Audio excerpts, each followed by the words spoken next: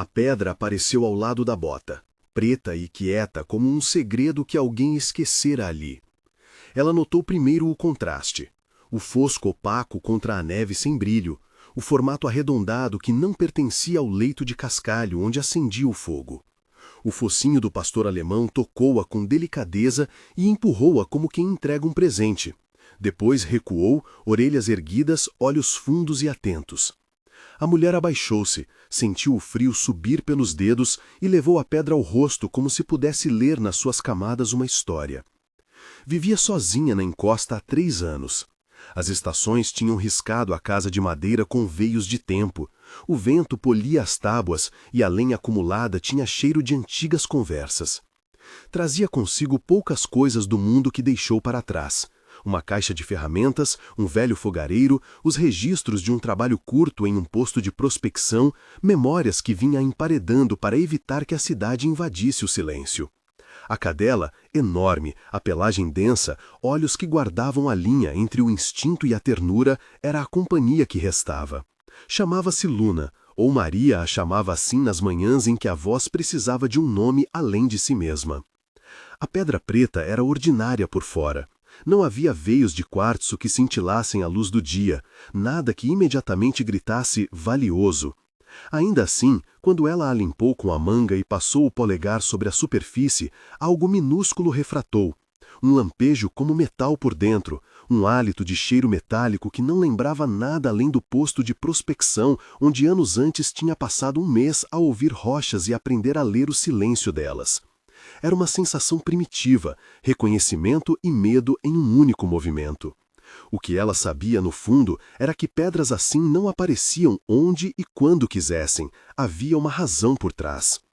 Na manhã seguinte havia outra, às vezes 2, sempre perto do abrigo, como se alguém ou algo deixasse pequenos sinais ao redor do fogo. A primeira semana foi quase um ritual. Luna ia até a margem do caminho, farejava, voltava com a cabeça erguida e um troféu escuro repousava entre as botas da mulher. Ela deixou que os dias passassem assim, sem perguntar demais, limpando cada pedra, observando o brilho interno quando a camada de pó saía. A pilha sobre a mesa crescia em silêncio, uma pequena montanha de pretos com sombras de metal lá dentro. À noite, enquanto o vento desenhava pelo vale, ela contava as pedras, 9, 10, 12, sempre imaginando cenários e recusando a maioria deles. Deixava-as ali e dormia com a impressão de que aquilo tinha começado para avisar.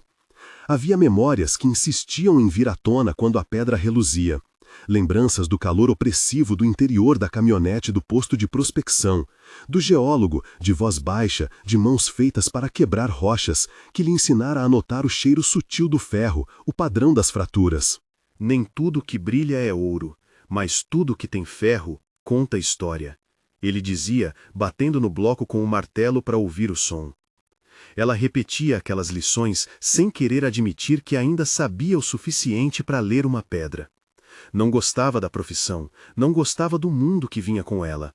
Mas o conhecimento morava na pele, fugidio como um mapa antigo em bolsos gastados. Vinha à tona com o contato do metal com a língua do frio. Os dias se tornaram uma sucessão de pequenas surpresas. Às vezes, achava as pedras junto ao riacho, às vezes no sopé de uma rocha maior, às vezes enterradas quase à superfície, como se o solo as tivesse recuado e recolocado por gentileza. A cadela, prática e silenciosa, fazia o mesmo caminho todo dia. Cavava, rasgava a película do chão com as unhas e trazia o achado como quem entrega algo que não compreende, mas percebe a urgência do gesto. Nunca latia por atenção, apenas depositava o objeto e ficava de pé, respirando nuvens na manhã, esperando. A mulher, diante dessa insistência canina, sentia-se dividida. Havia um conforto e uma ameaça naquela pilha ordenada. O conforto vinha do gesto simples. Não mais nada tinha que ser sussurrado para si mesma. Alguém ou algo se importava em trazer-lhe notícias do mundo. Eram pequenas cartas de pedra. O medo vinha da consequência. O que as pedras podiam atrair?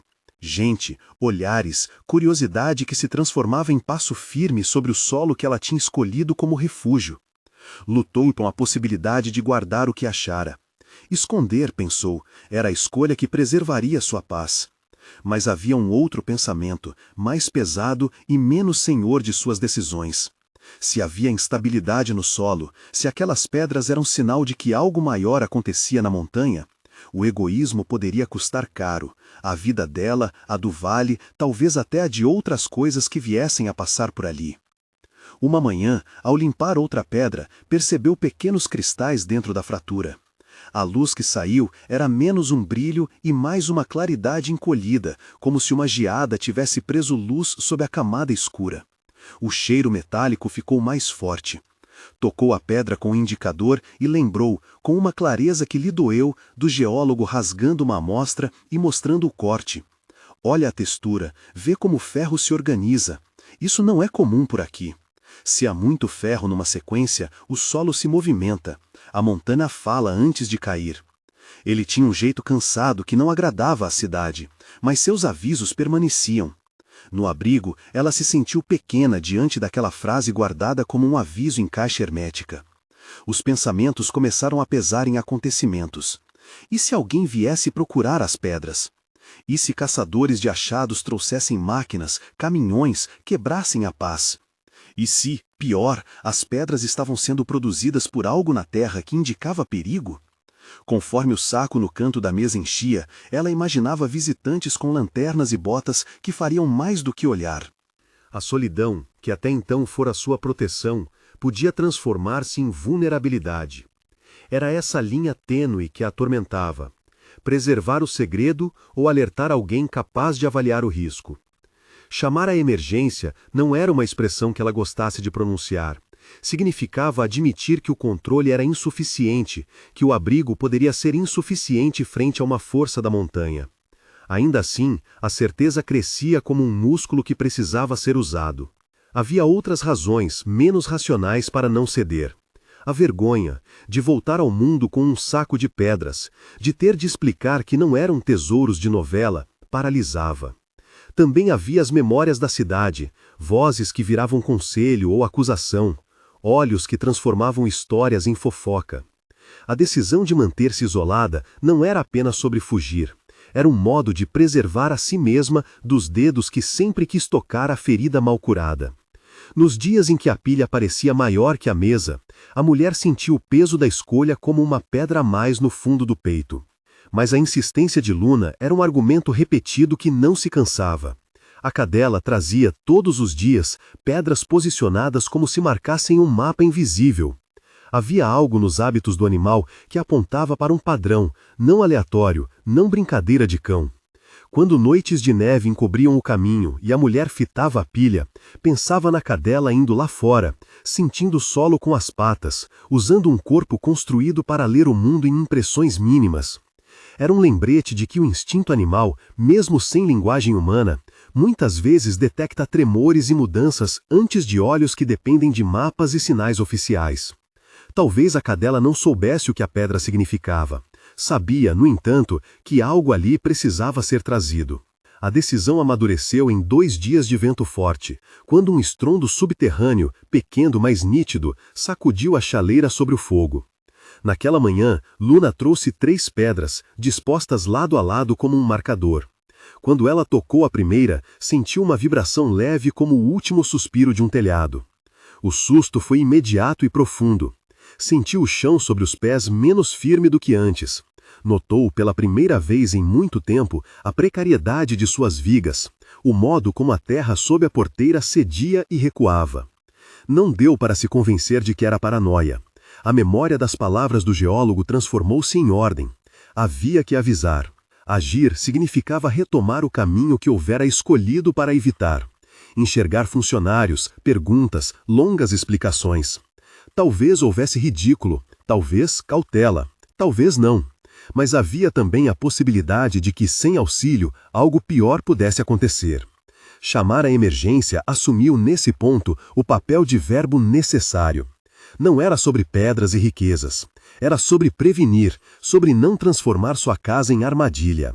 Fez as malas com mecânica calma. Não quis que fosse dramático.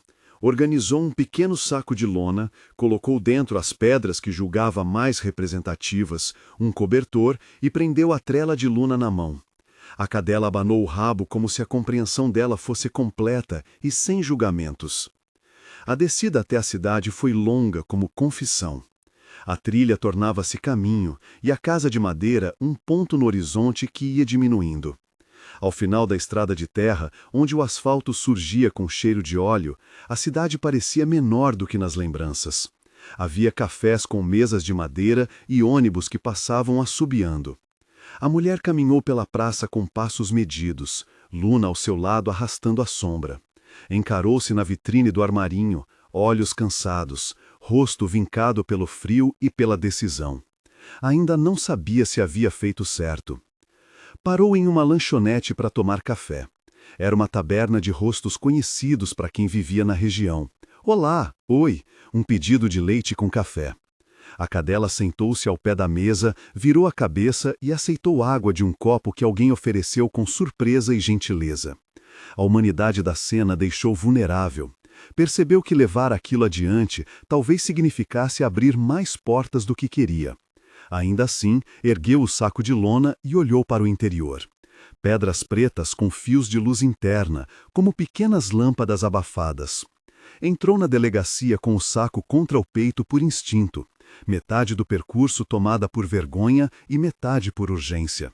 O lugar tinha cheiro de café morno e papel, homens e mulheres com rostos cansados que sorriam com cautela quando perceberam a cadela na entrada. Pediu para falar com alguém responsável. Naquele instante, disse a si mesma que chamar a emergência era a única frase que faria sentido para não perder tempo. A mulher sentiu o peso do olhar dos oficiais quando abriu o saco. Um dos policiais, jovem com espécie de curiosidade estudiosa, ergueu uma sobrancelha. A oficial mais velha inclinou a cabeça e examinou as pedras com cuidado contido. — O que é isso? Perguntou o jovem, a voz baixa como a de quem tenta não transformar curiosidade em alarme. Ela sacudiu a neve que restava das pedras com a ponta dos dedos e disse o mínimo necessário. Trouxe isso da encosta. Não sei dizer se tem valor, mas tem cheiro de metal, e havia muitas delas. Achei que devia avisar. A oficial mais velha pegou uma das pedras com luva, rodou-a na palma como quem palpa um animal estudado. Não havia prensa espetacular, apenas análise de rotina, perguntas curtas, documentação. Havia no rosto dela algo que não era nem julgamento nem surpresa. Era prudência, o tipo que vinha de anos lidando com chamadas estranhas. Chamou o rádio, descreveu a situação e então olhou para a mulher com olhos que pediam informação precisa. — Você mora ali sozinha? Perguntou, para entender riscos humanos. — Sim, respondeu ela. Só eu e a cadela. Houve um silêncio que não era vazio. O jovem policial lançou mão do celular e digitou algo, consultando mapas, talvez relatórios antigos. A oficial mais velha falou com calma. — Vamos enviar uma equipe técnica. Primeiro, precisamos avaliar a situação no local.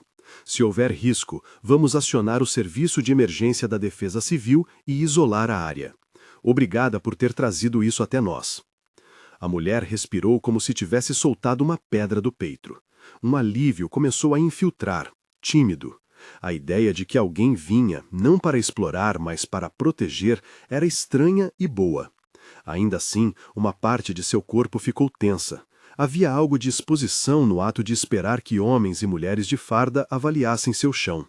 Ela não sabia qual era a medida da invasão que temia mais, a dos tratores ou a da necessidade de ser cuidada. No balcão, o jovem policial a olhou com curiosidade e respeito. — Você sabe o suficiente para explicar por onde começamos? Perguntou, apontando para as pedras. — Quais trilhas você usa? Tem histórico de deslizamento aí? Havia perguntas práticas que ela podia responder. Abriu a boca e falou do padrão que a cadela seguia, do ponto aproximado onde encontravam as pedras, das manhãs em que o som do chão parecera diferente. Falou sobre o cheiro metálico, sobre os cristais que vira ao limpar uma peça. Não se alongou em termos técnicos, deixou as memórias que importavam. O geólogo, as fraturas finas nas amostras, o medo que apareceu com o estrondo subterrâneo. Observando a cadela deitada aos seus pés, a oficial mais velha ponderou e fez um plano breve e prático. Vamos manter isto sigiloso por enquanto para evitar curiosos que possam causar mais problema. Chamaremos a Defesa Civil e um técnico em geologia. Se houver risco, isolaremos a área com urgência. Obrigada por ter acionado a polícia. Às vezes, o atraso custa. A frase chamar a emergência havia soado, nas palavras da mulher, primeiro como uma decisão difícil e agora como uma ação necessária, tomada com a lógica crua de quem entende a montanha com unhas e costas. A cadela ergueu a cabeça, parecia absorver o movimento, aceitando a presença alheia sem ansiedade. O jovem policial pediu licença para fotografar as pedras e anotar as coordenadas do local que ela descrevera. Ao fazê-lo, manteve o tom verificante, sem espetacularização. A oficial mais velha, porém, foi mais direta. Propôs ir ao local naquele mesmo dia se o tempo permitisse. Não vamos demorar, disse. É prudente agir rápido. A mulher sentiu o corpo inteiro reagir, vontade de agradecer e medo de que o ato atraísse olhar ganancioso. E o saco? Perguntou, já imaginando as pessoas caminhando pela trilha com olhos gananciosos. Vamos guardar essas amostras aqui, catalogar e acompanhar, respondeu a oficial. Não é hora de exposição, você fez bem em trazer isso até nós. A formalidade deu-lhe uma espécie de proteção. Ao mesmo tempo, abriu uma fenda que havia guardado por tanto tempo. Aceitar ajuda não significava perder a casa. Significava, por agora, manter a casa segura. Havia um tipo de humildade nova nisso, que não era derrota, mas cuidado. Antes de partirem, a oficial mais velha fitou a cadela com um olhar que parecia cheio de reconhecimento. Ela trouxe você até aqui, murmurou. A mulher quase sorriu.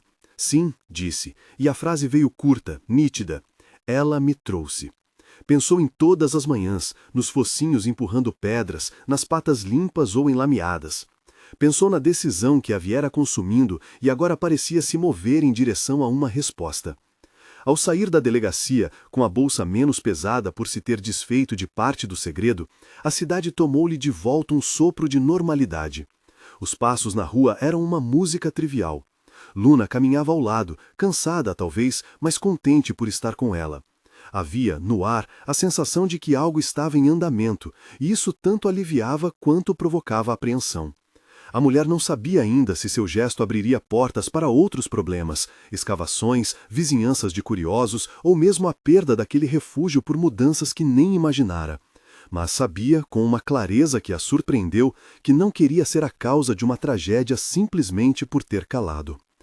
Conforme a tarde se encaminhava e os oficiais pediam informações complementares por telefone, ela percebeu a cidade como uma ilustração viva das escolhas que havia feito. Era a transição, do silêncio absoluto da encosta ao murmúrio organizado das instituições. Não era uma rendição, era uma ponte.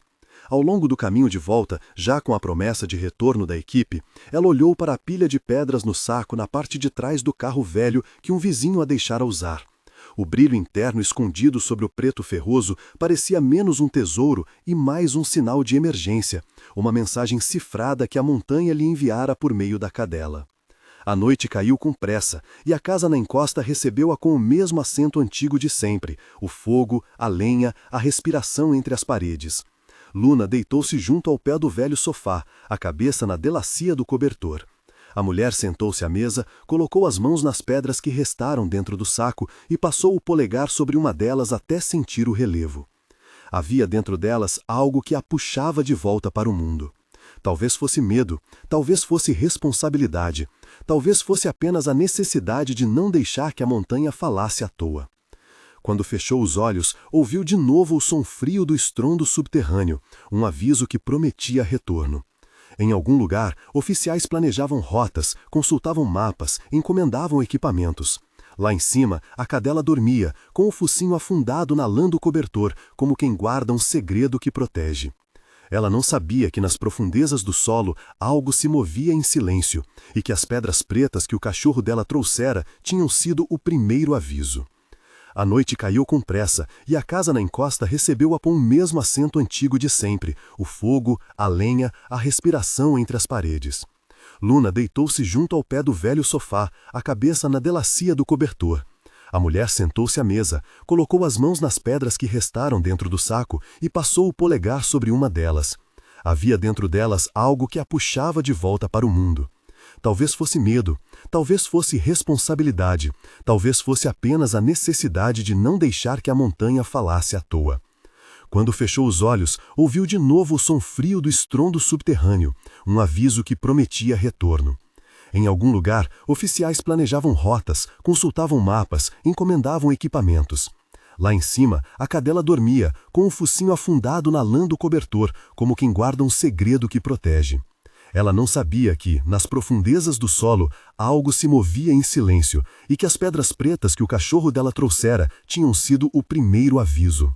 Na madrugada, acordou com a sensação de que tinha feito a coisa certa. Ainda assim, o sono não deu respostas. Apenas colocou a decisão num estado de espera. Havia uma parte de si que desejava voltar atrás, recolher as pedras e enterrar tudo. Outra parte sabia que a ação era irreversível.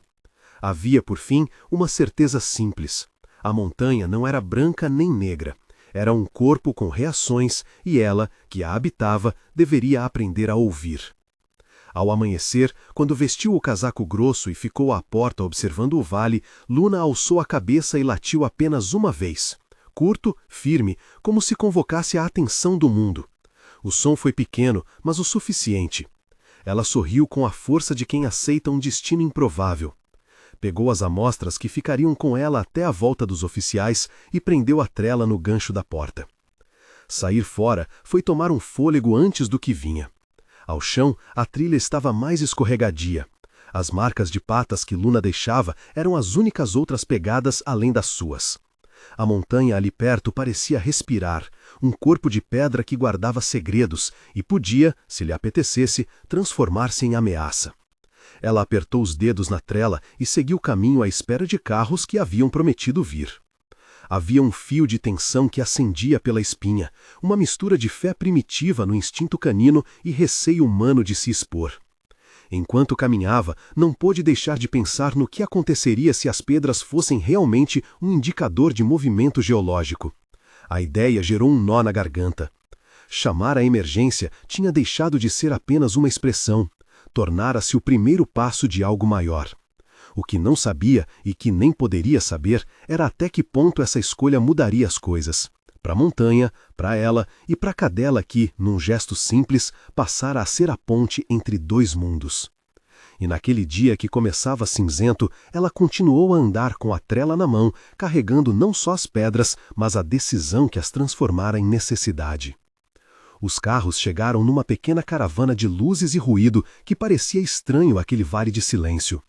Primeiro, 2 veículos escuros com barras de luz.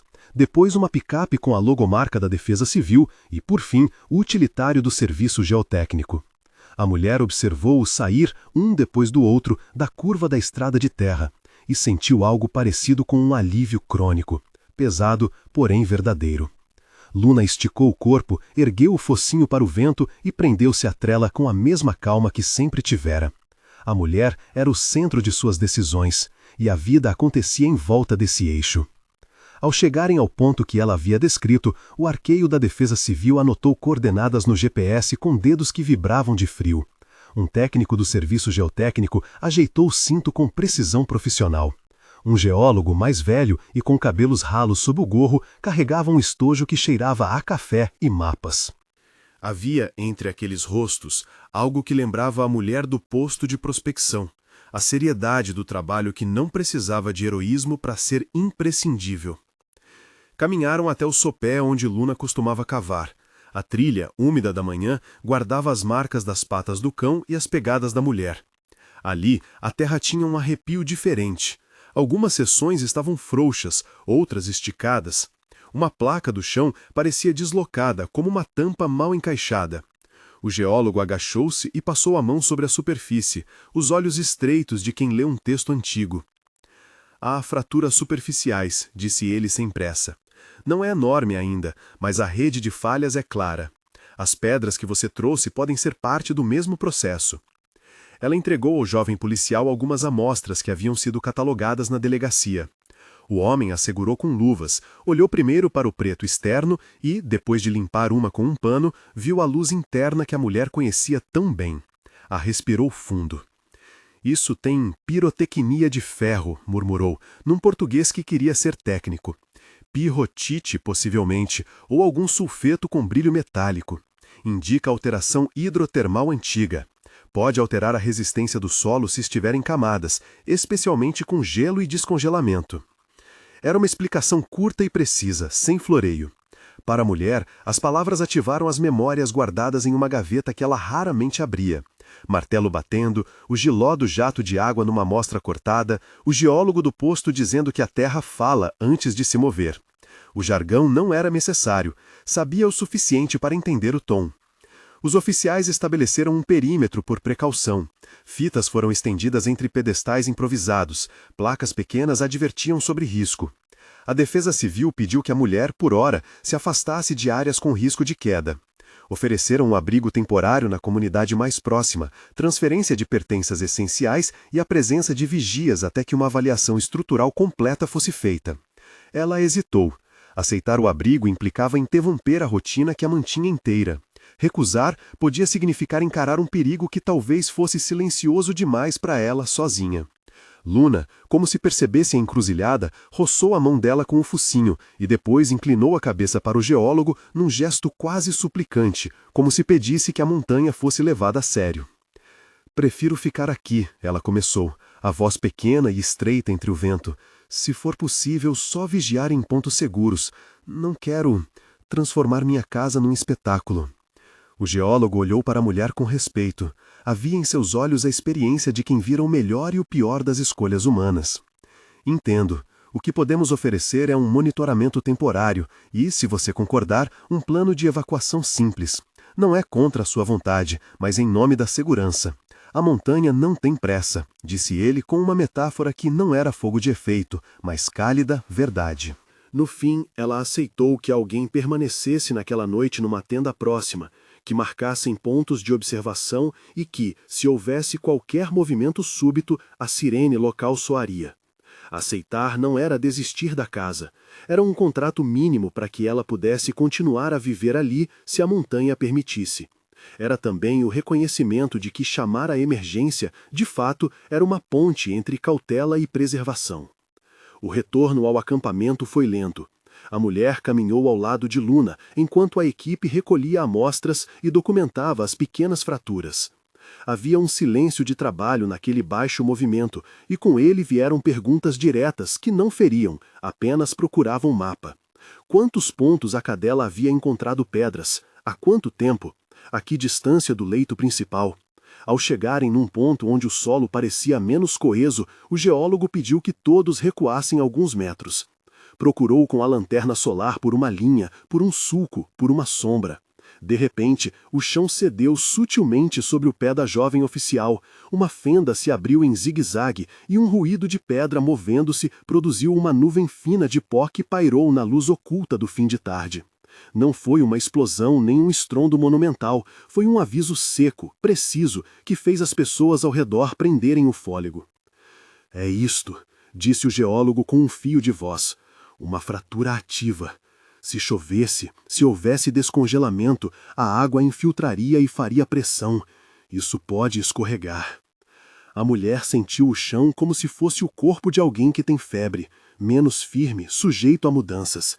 Em sua memória veio o som distante que ouvira dias antes, o estrondo subterrâneo que fizera a chaleira pular no fogo. A confirmação da fragilidade foi simultaneamente aterradora e libertadora. Tinha feito o que devia. As medidas foram claras e rápidas. A Defesa Civil determinou o fechamento preventivo de trilhas nas imediações e solicitou que nenhum caminhante se aproximasse do perímetro. Técnicos marcaram pontos de monitoramento, instalaram sensores simples e tiraram fotos de perfis. Um plano de ações foi desenhado, afastamento temporário de residentes em pontos mais vulneráveis, mapeamento dos taludes e a confecção de alertas que a comunidade entenderia. A instituição acordou com a mulher um protocolo. Se o sensor detectasse movimentos acima de uma pequena margem, a evacuação seria acionada. A notícia ecoou na cidade como um rumor bem contido. Não havia manchetes exageradas, nem curiosos com o objetivo de saquear uma montanha. A oficial mais velha havia tido cuidado em pedir discrição. Ainda assim, a presença de agentes despertou a atenção de alguns vizinhos, que passaram a enviar mensagens discretas de apoio ou perguntas tímidas sobre a possibilidade de abrigo. A mulher, que sempre temia a exposição, percebeu que havia um contorno humano por trás das instituições, gente que no serviço tinha a responsabilidade de proteger. Não foi exatamente conforto, era reconhecimento. As noites trouxeram vigília e, com ela, novas lições. O som de uma patrulha distante, o rastro de lanternas que cruzavam o vale, botas que pisavam com prudência sobre a trilha, o ar pesado de quem monitora. A mulher dormiu mal. Quando fechava os olhos, via a pilha de pedras pretas sobre a mesa, as mesmas que a trouxeram até ali. Via a Luna em repetição, farejando, descobrindo, colocando os achados como se compusesse um mapa invisível. Em certos instantes, pensou no que seria ter guardado tudo. Naquela história de o que poderia ter acontecido, havia um peso que a atingia com intensidade. No segundo dia, o geólogo trouxe instrumentos mais precisos, uma pequena sonda, um kit de amostragem e, o que para a mulher era mais importante, uma conversa que não soou técnica demais. Ele explicou de forma direta o que observara. Essas pedras fazem parte de uma zona onde as camadas possuem compostos que não assentam bem em condições de gelo e água, disse. Quando a água entra nas fraturas, amplia a pressão. Com a ação do gelo e do descongelamento, a coesão diminui. Pode gerar deslizamentos superficiais ou, nas piores hipóteses, falhas maiores. Ela ouviu cada palavra como se fossem pequenas pedras lançadas em um lago, ondas que se sobrepunham à superfície calma de sua compreensão. Não havia dramatização, apenas a clareza de que aquele era risco real. Ele falou também do brilho interno das amostras, do cheiro metálico que indicava sulfetação e alteração química, sinais que, combinados com as condições de clima, podiam tornar o solo menos estável. Você fez bem em chamar a emergência, afirmou ele, olhando-a nos olhos. Muitas vezes a disponibilidade de uma pessoa que vive o lugar nos salva de medidas reativas. Você não é culpada do risco, só foi sábia em alertar. Acompanhar as ações dos técnicos foi, para a mulher, uma forma de aprendizado que vinha de dentro para fora. Ela falou pouco, mas ofereceu informações que só quem mora no lugar tem. As trilhas que usa, as partes onde o vento costuma depositar mais terra, o canal natural de escoamento. A cadela passou por entre as pernas dos técnicos como se os validasse. Não havia conselhos superficiais, apenas uma colaboração tácita entre seres humanos e o animal que permitira a ponte entre o mundo dela e os serviços. Com o passar dos dias, o trabalho tornou-se rotineiro, mas com uma alta carga de vigilância. A Defesa Civil deixou um contato direto para emergências e combinou uma ronda noturna até que um plano definitivo pudesse ser traçado. Aos poucos, a comunidade, vizinhos distantes, a lanchonete que a vira antes, o dono da garagem que emprestara o carro, começou a se aproximar com formas de ajuda discretas. Uma mantinha, alguns mantimentos que poderiam ser úteis em caso de saída rápida, uma oferta de uso de um galpão como depósito de pertences. A mulher, reticente, aceitava o mínimo com uma gratidão tímida. Um evento pequeno, porém decisivo, ocorreu na terceira noite. Um aumento súbito de ruídos, como pedras pequenas rolando num ponto acima do perímetro, que fez os monitores dispararem um aviso. A equipe correu para a borda do talude mais próximo. Uma pequena porção de terra soltou-se e deslizou ladeira abaixo num movimento que, se tivesse atingido o abrigo principal, poderia ter sido trágico. Foi algo contido, sem vítimas, um aviso que fez todo o protocolo ser posto em ação por alguns instantes. A mulher viu, com um misto de medo e alívio, os vigias acendendo sinalizadores e a sirene, que parecia um corpo estranho num vale tão silencioso. Pensou em como as pedras pretas trazidas por Luna representavam um aviso repetido, primeiro pequeno, depois maior. Sinais que a cadela, com a sua habilidade instintiva, transformara em entrega constante até alguém ouvir. Naquele momento, toda a sua ambivalência sobre esconder ou expor foi posta em perspectiva. Segurar silenciosamente aquilo poderia ter resultado em algo bem pior. Os oficiais, então, decidiram por medidas mais estruturais. Um estudo preliminar recomendou que a mulher considerasse a evacuação temporária das áreas mais próximas ao talude, especialmente em períodos de chuva pesada ou degelo acelerado. Equipamentos foram encomendados para drenar pontos de água que se acumulavam e reduzir pressão nas camadas superiores. Equipes de engenheiros planejaram uma intervenção que não seria imediata. Não era um projeto de mineração, era mitigação de risco. Drenos, barreiras, contenção e, sobretudo, educação da comunidade sobre rotas de fuga. Sobre a possibilidade de exploração das pedras, as autoridades foram cuidadosas. Não houve, por parte delas, nenhuma intenção de transformar o lugar em ponto turístico de pesquisa improvisada. O protocolo passou pela supervisão, catalogação de amostras para estudos em laboratório e comunicação discreta com órgãos competentes, tudo com o objetivo de entender o processo e evitar pânico. A mulher ouviu isso com alívio. Não queria ver motores e caminhões no seu vale, tampouco pretendia transformar aquilo em riqueza instantânea. O que queria era dormir sem imaginar o chão cedendo. Ao final daquela semana, com sensores funcionando e procedimentos estabelecidos, surgiu uma trégua calma.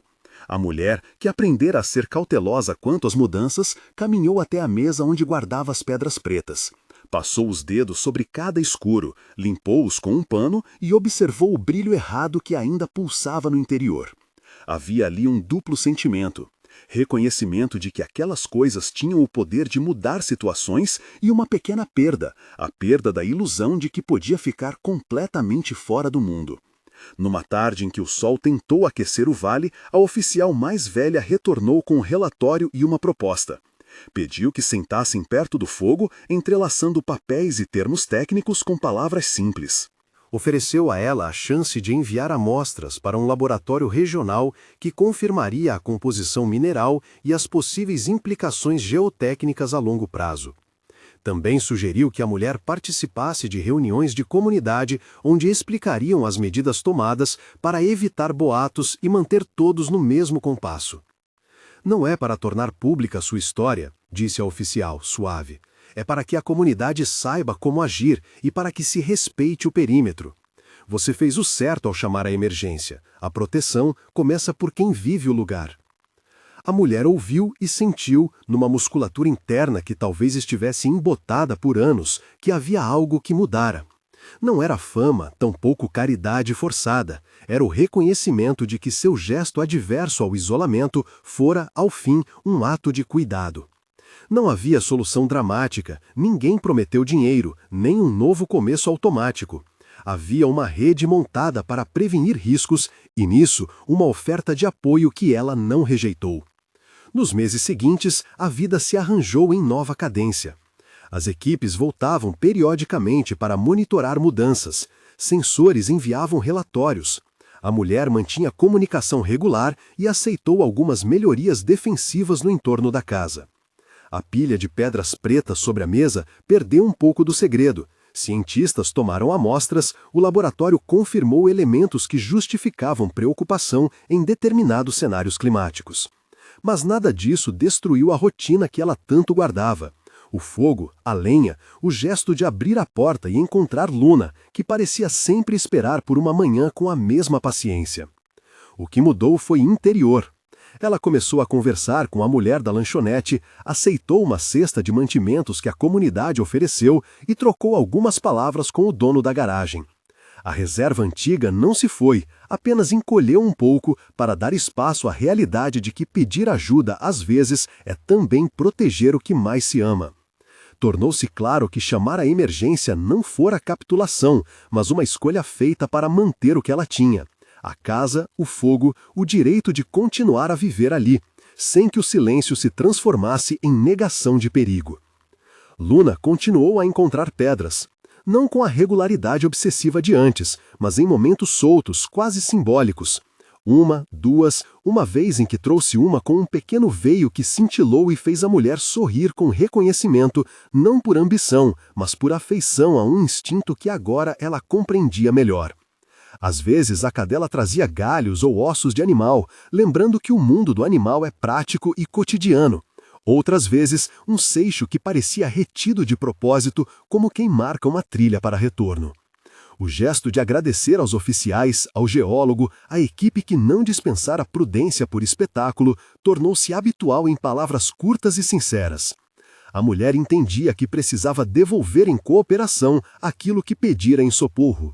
Em uma reunião com os representantes da Defesa Civil, ela ofereceu informações sobre rotas, sinalizações e pontos de reuniões para a comunidade. Não era heroísmo, era retribuição por uma comunidade que, timidamente, a incluíra. Num final de tarde, meses depois do primeiro aviso, ela caminhou até a mesa, juntou as pedras pretas e colocou uma pequena lâmina entre elas. Quebrou com cuidado uma das peças e olhou para o interior. O brilho sacramentou a história. Por fora, pretas, reservadas. Por dentro, metaloides, que contavam um passado geológico e, naquele dia, haviam feito uma intervenção na vida humana. Não era milagre, e ela sabia disso. Era acaso, instinto e uma cadeia de decisões humanas que, juntas, evitaram algo pior. Ao fechar a casa por aquele dia, sentou-se próximo ao fogo enquanto Luna deitava ao seu lado.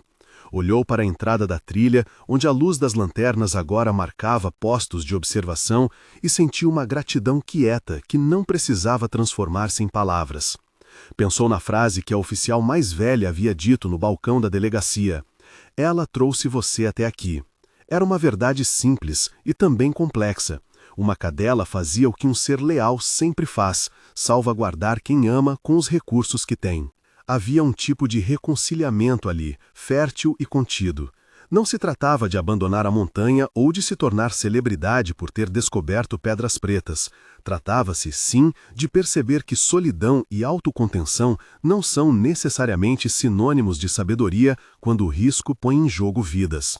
Aceitar ajuda, aceitar medição externa, não anula a coragem que a levou ao refúgio, apenas a complementa com prudência. Na manhã seguinte, quando o sol empurrou a névoa para longe e a trilha estava pontilhada de luz, a mulher lançou a trela de Luna sobre o ombro e desceu alguns metros até o ponto onde um pequeno cartaz pedia cuidado. Parou, tocou a fita que marcava o perímetro e sorriu de leve. Não era um sorriso de vitória fácil, era um sorriso de quem soubera ouvir um antigo chamado e transformar o medo em cuidado. Mais tarde, na cidade, a lanchonete falou da história com o respeito de quem conta algo pessoal, o que o cachorro dela trouxe. A frase virou um bordado de compaixão e curiosidade, mas ninguém prometeu sensacionalismo. Quem sabia a verdade entendia que havia um convite à prudência. A mulher recebeu de um vizinho um bilhete que dizia: "Que bom que você chamou a emergência, a montanha agradece." Ela guardou o bilhete numa caixa de ferramentas que já não separava o mundo em antes e depois, mas em fases de atenção. Aos poucos, a casa na encosta voltou a ser o que sempre fora: abrigo, trabalho, um lugar de pequenas rotinas. A pilha de pedras pretas ficou numa caixa etiquetada, parte para análise, parte para recordação. A sensação que mais a acompanhava, e que talvez fosse a mais surpreendente, era a aceitação de que pedir ajuda é também um ato de coragem daqueles que querem continuar tendo uma história para viver.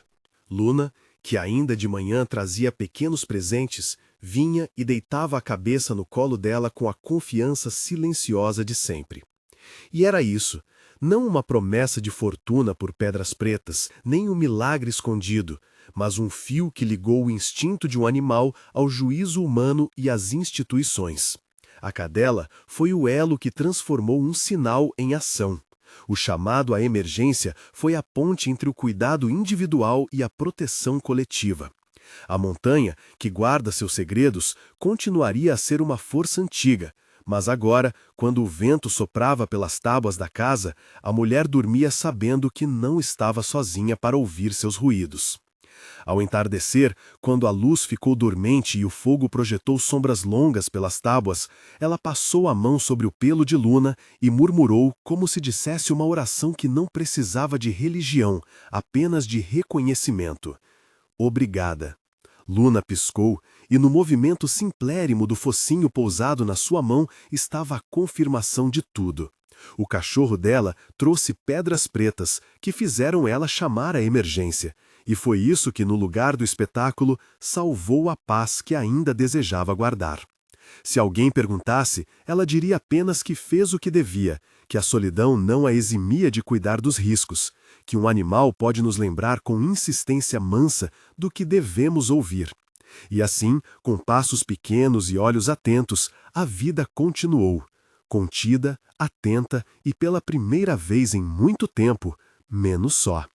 Se essa história tocou você de algum modo, compartilhe nos comentários uma vez em que um animal mudou sua vida. Talvez, como a mulher e Luna, você tenha algo de cuidado e coragem para contar.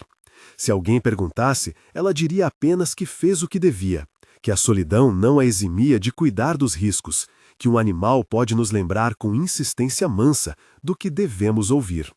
E assim, com passos pequenos e olhos atentos, a vida continuou, contida, atenta e pela primeira vez em muito tempo, menos só. Se essa história tocou você de algum modo, compartilhe nos comentários uma vez em que um animal mudou sua vida. Talvez, como a mulher e Luna, você tenha algo de cuidado e coragem para contar.